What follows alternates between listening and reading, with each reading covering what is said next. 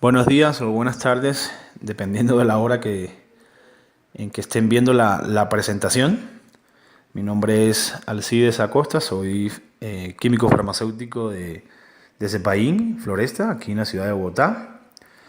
El objetivo de esta pequeña charla es que ustedes sepan darles a conocer un poco y entender conceptos básicos de farmacovigilancias, el objetivo de manera general en la práctica clínica en la industria farmacéutica y cómo realizar un reporte de sospecha de reacción adversa a medicamentos. La Organización Mundial de la Salud define a la farmacovigilancia como la ciencia y las actividades relacionadas con la detección, valoración, entendimiento y prevención de efectos adversos o cualquier otro problema relacionado con medicamentos, incluso medicamentos tradicionales, complementarios, fitoterapéuticos, productos biológicos y vacunas. Un fármaco o medicamento no es más que un preparado farmacéutico obtenido a partir de un principio activo con o sin sustancias auxiliares. Se presentan en diferentes formas farmacéuticas y se utilizan para la prevención, el alivio, diagnóstico, tratamiento, curación o rehabilitación de enfermedades. Una reacción adversa se define como una respuesta a un medicamento, es nociva y no intencionada y se puede producir a las dosis establecidas. Una reacción adversa inesperada es una reacción cuya naturaleza o intensidad no es consistente con la información local a la autorización de comercialización del medicamento, o sea, la información que está en el prospecto, o bien no es esperable por las características farmacológicas del medicamento. Cuando se comienzan a generar una serie de reportes o grupo de reporte de un evento donde, a pesar de no conocer la relación causal con el tratamiento, se reconoce que es importante mantener la exploración y vigilancia continua de esos reportes, por lo que estamos ante una señal, que es una información notificada ya de esos eventos que se han venido reportando. La farmacovigilancia data desde la década de los 60, cuando la Organización Mundial de la Salud sacó la alerta sobre la tragedia del uso de la talidomida. Posterior a eso se fueron ya creando centros de receptor de la información, que está ubicado en Suecia. En la década de los 80 se lanzó el programa de desarrollo y uso de medicamentos. Más adelante ya la farmacovigilancia entró como tal al mundo académico. Fueron creándose asociaciones, sociedades de farmacovigilancia, como fue en la década de los 90, en 1992. La Sociedad Europea de Farmacovigilancia. Comienzan a aparecer ya comités consultivos de la Organización Mundial de la Salud. Aparecen guías ya puestas en un programa como tal de farmacovigilancia por la Organización Mundial de la Salud y el Centro Colaborador. Y pues más adelante comienzan a aparecer los conceptos de problemas relacionados con la utilización de los medicamentos. Los objetivos de manera general de la farmacovigilancia es la detección temprana de esas reacciones adversas desconocidas y la detección temprana también de los aumentos en la frecuencia de las reacciones adversas ya conocidas. Saber identificar los factores de riesgo y los posibles mecanismos subyacentes a ese tipo de reacciones adversas. Identificar de manera temprana los fallos terapéuticos y las interacciones farmacológicas. Y estimación de todos esos aspectos cuantitativos de la relación beneficio-riesgo y su difusión de manera general. ¿Quiénes participan en la farmacovigilancia? Pues la industria farmacéutica, los hospitales, los médicos, los farmacéuticos, los enfermeros, demás profesionales de salud, o sea, todo personal asistencial de salud, los centros nacionales de información de toxicología, la prensa, los medios de comunicación, la Organización Mundial de la Salud, el paciente y evidentemente consumidor. La farmacovigilancia en Colombia está regida por la siguiente legislación: Resolución 9455, que habla sobre la periodicidad de los reportes de los efectos secundarios. El decreto 677 de abril de 1995, que data sobre las licencias y los registros sanitarios. El decreto 2200 del 2005. establece el servicio farmacéutico en las instalaciones prestadoras de salud. La resolución 1043 habla sobre la habilitación de los prestadores de servicios de salud, incluyendo también cómo debe ser un servicio farmacéutico. Y la resolución 1403 que establece el modelo de gestión del servicio farmacéutico. Las fases de desarrollo de los medicamentos están dadas en 4 fases. Primeramente hay una experimentación preclínica con animales, donde en esa fase comienzan a evaluarse estudios de toxicidad aguda de algunas lesiones ya orgánicas, como puede ser la dependencia de la dosis, el metabolismo, la cinética, en fin. Posteriormente le sigue la etapa número 1, que se hace con 20 o 50 voluntarios sanos para reunir esos datos preliminares. La etapa 2 ya es un poquito más de pacientes, se habla de 150 a 350 pacientes para definir las recomendaciones sobre el uso de seguridad y la posología de manera general del medicamento. La etapa 3 habla un poquito más, incluye un poco más de pacientes, alrededor de unos 250, 4.000 pacientes. Y la etapa 4, que son los estudios posteriores a la aprobación sobre las cuestiones de seguridad y post-comercialización. Entonces, de manera un poco más resumida, la fase 1 de medicamentos se evalúa el metabolismo del fármaco en el humano, la farmacocinética, la dosificación y los eventuales efectos secundarios. En la fase 2 es donde se prueba el medicamento en pequeños grupos, como se había mencionado, para establecer una dosis más exacta, cómo se debe administrar el medicamento, y lo que hace es confirmar los resultados de los estudios de fase 1. En la fase número 3, el medicamento se utiliza en un grupo mayor de pacientes, se confirma la eficacia del fármaco y la seguridad del medicamento. Y la fase 4, que es la fase post-comercialización, que en esta fase incluso el medicamento se puede probar para otras indicaciones o patologías. ¿Cómo hacer farmacovigilancia? Existen 2 métodos para realizar farmacovigilancia, de manera pasiva y de manera activa. La farmacovigilancia, la vigilancia pasiva, se hace mediante la notificación espontánea y oportuna de las reacciones adversas a los medicamentos. O sea, un reporte espontáneo todos los meses, yo voy reportando de manera disciplinada. Lo puede hacer cualquier profesional de la salud que se encuentre en su práctica diaria. Y eso se comienzan a hacer unos análisis periódicos de esos reportes registrados en nuestro programa de farmacovigilancia, generando así unos planes de acción a las entidades de control y regionales, por ejemplo, los reportes que se hacen en el INVIMA y a los laboratorios farmacéuticos. La farmacovigilancia activa ya es un análisis más detallado y sistemático de esos eventos ocasionados por medicamentos que han salido para prevenir la reincidencia de estos. O sea, es hacer un análisis muy minucioso para prevenir que efectos secundarios ya reportados comiencen a reaparecer. Se hace la revisión de la cadena terapéutica del medicamento, la indicación, la prescripción, la transcripción de la fórmula, el almacenamiento, en fin, toda la cadena terapéutica del medicamento. Comienza a buscarse posibles efectos secundarios y problemas relacionados mediante bases de datos, bibliografía.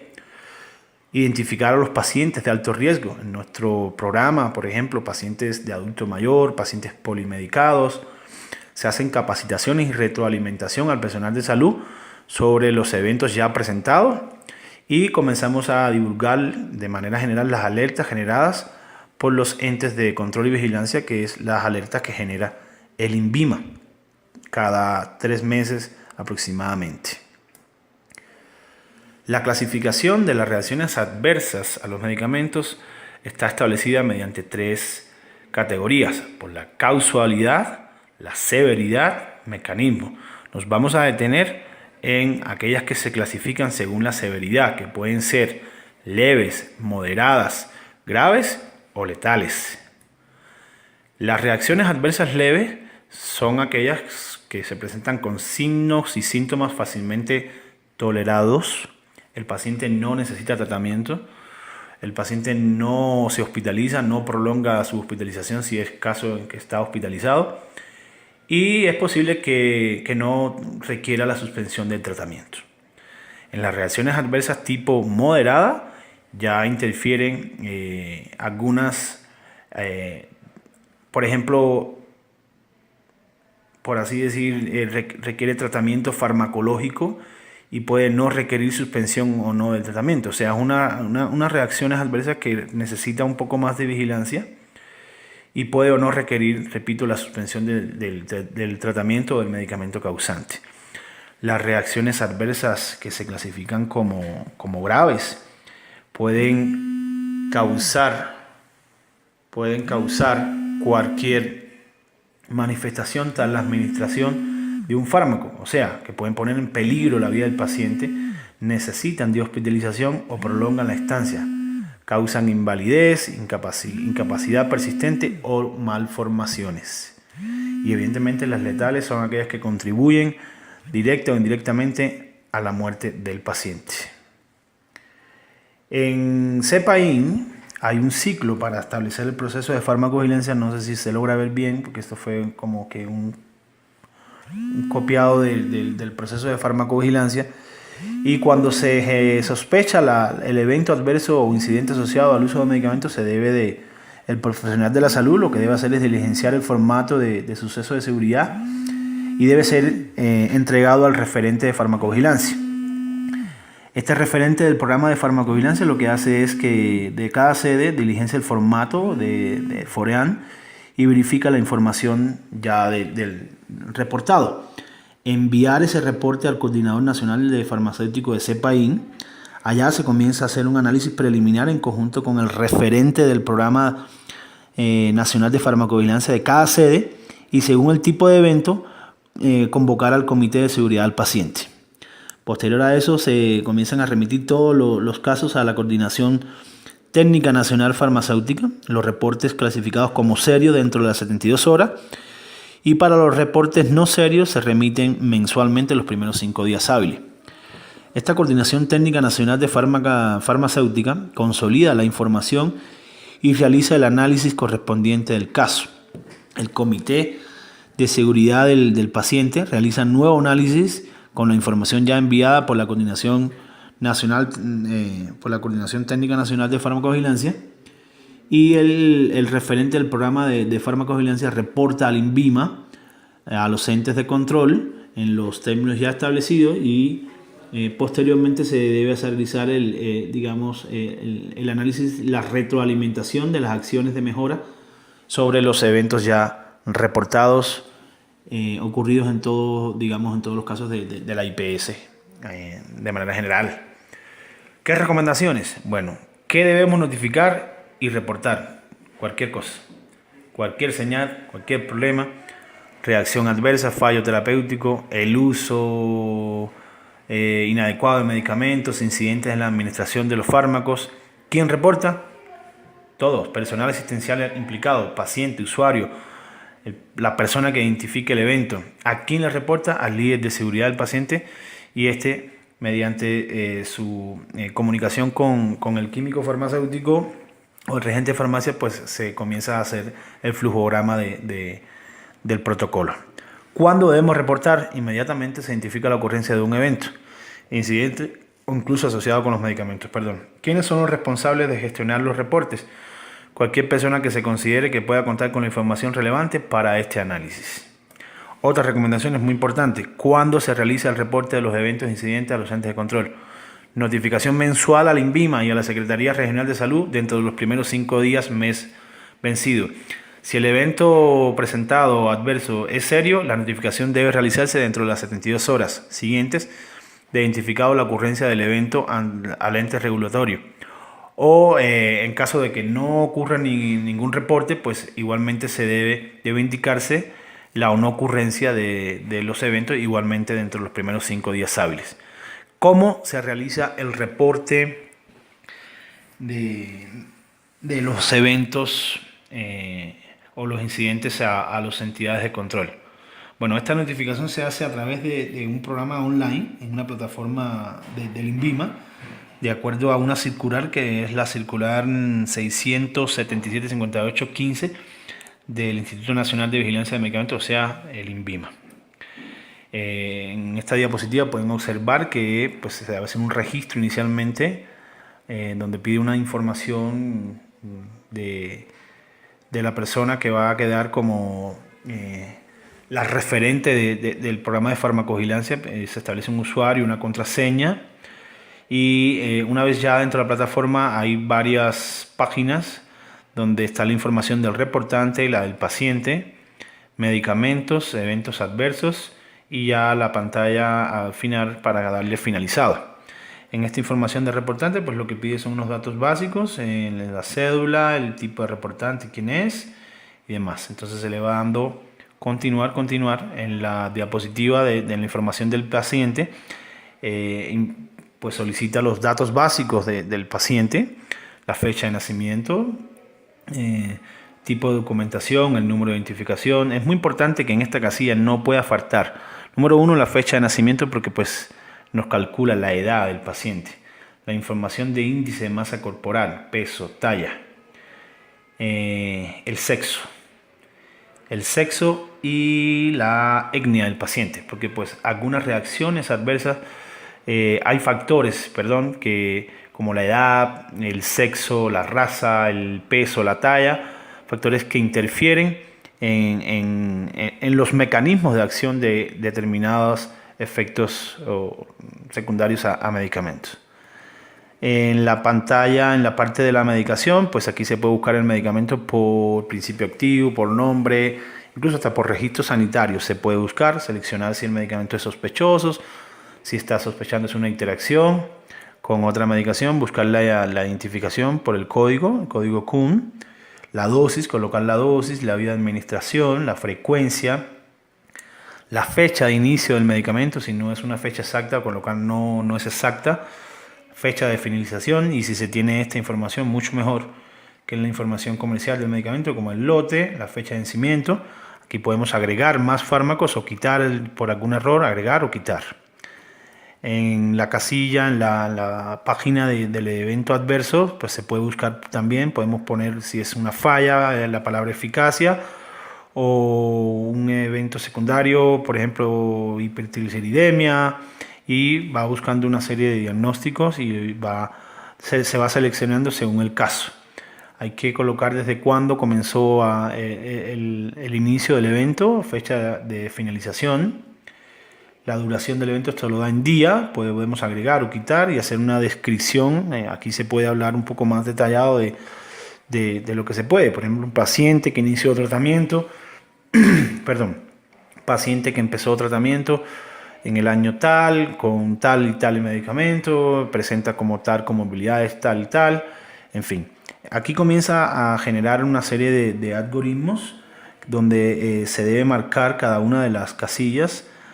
Aquí habla de muerte, hospitalización, o sea que si el evento que se provocó una muerte, hospitalización o prolongó, anomalía congénita, amenaza de la vida, discapacidad u otra condición médica importante. Si no hay ninguna de esta información, se marca no hay información y se le da continuar.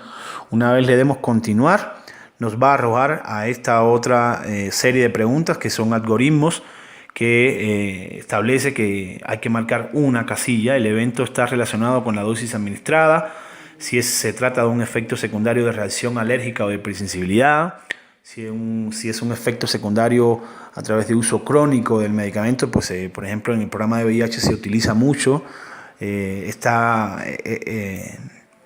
respuesta. Si el evento apareció de manera tardía con la administración de la medicación, que está de manera relacionada también, puede ser. Que si el evento apareció al suspender de forma abrupta el medicamento, en estos casos los retrovirales no generan ese tipo de efectos secundarios, puede ser muy raros casos. Y si el evento es secundario a un posible fallo terapéutico que también se puede generar, o si definitivamente no hay información, se le damos continuar y nos va a arrojar a otra serie de preguntas para establecer la casualidad del medicamento y establecer ese tipo de reacciones adversas que ya habíamos explicado anteriormente. Y pues aquí de manera general el cuestionario, el algoritmo pregunta que si el evento se presentó después de administrar el medicamento. Esto responde a preguntas sí o no se sabe. Que si existen otros factores que pueden explicar el evento, por ejemplo algunos medicamentos adicionales, otras patologías, comorbilidades. Que si el evento desapareció al disminuir o suspender el medicamento sospechoso, es importante. Que si el paciente ya había presentado o no reacción adversa al medicamento sospechoso, y que si se puede ampliar la información del paciente relacionado con el evento, alguna otra información adicional que se tenga. Una vez establecido, pues respondida a toda esta serie de preguntas, el sistema automáticamente genera una causalidad y categoriza y clasifica, el tipo de eventos, y puede ser las reacciones adversas, como puede ser definida según la causalidad, según la severidad y según el mecanismo de acción. El análisis de la información, hay las personas que están involucradas, pues evidentemente está el líder de seguridad del paciente o el comité de seguridad, el químico farmacéutico o regente de farmacia según la complejidad de la institución. Y lo que se hace es, en el caso tal de los efectos adversos identificados como incidentes, se incluirán en el aplicativo para la gestión de incidentes y eventos adversos, y el programa de seguridad del paciente será encargado de realizar su respectivo análisis y seguimiento. Para los reportes asociados con los medicamentos, evidentemente va a estar involucrado el servicio farmacéutico y el coordinador de seguridad al paciente. Una vez el INVIMA tenga todos estos reportes, pues diariamente lo que se hace es hacer la revisión de las notificaciones recibidas y hacer un análisis de las señales, o sea, va cuantificando y va generando las señales que vayan apareciendo. De manera trimestral hace el envío de las notificaciones al Centro Internacional de Uppsala, que queda en Suecia, y analiza esas señales, y anualmente genera la publicación del informe anual de las notificaciones ya recibidas. Estas son las principales páginas donde pueden encontrar las fuentes de información para la búsqueda de interacciones o de reportes. Por ejemplo, esta página es muy específica para evaluar las interacciones de fármacos antirretrovirales. Medscape habla también, hace una página de interacciones. El drugsinteraction.com habla es muy específica porque pues compara interacciones fármaco-fármaco, fármaco-alimento y fármaco-enfermedad, las bases de datos de Canadá. Esta página habla sobre las interacciones de productos antirretrovirales y alimentos, productos naturales, medicamentos homeopáticos y las bases de datos de Australia. Bueno, muchas gracias a todos, espero que sea de su uso y agrado.